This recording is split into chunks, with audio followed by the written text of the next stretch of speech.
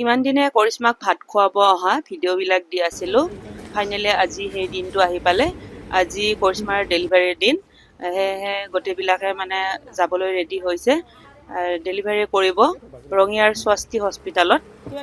আৰু এয়া গাড়ীত বেগবিলাক ভৰালে আৰু এতিয়া কৰিশ্মাই দুয়ো মাককে সেৱা কৰি হস্পিটাললৈ যাব।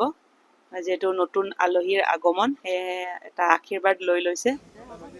আমাৰ এতিয়া যোৱা নহ'ব, আমি অলপ দেৰি কৰি যাম বুলি ভাবিছোঁ।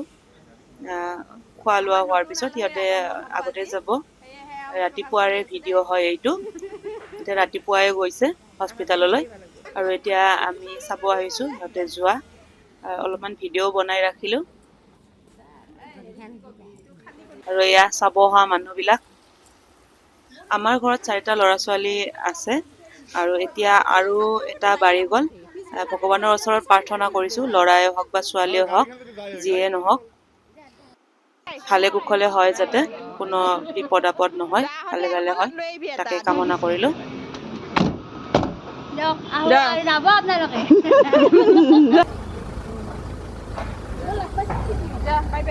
ইয়াৰ নেক্সট ভিডিঅ'ত আপোনালোকে ভাল খবৰটো শুনিব, কি হ'ল ল'ৰা নে ছোৱালী, আপোনালোকক জনাই থাকিম। চাই থাকিব ভিডিঅ'বিলাক শেষলৈকে। আজিৰ ভিডিঅ'টো এইখিনিতে শেষ কৰিলোঁ। ভিডিঅ'টো শেষলৈকে চোৱাৰ বাবে ধন্যবাদ।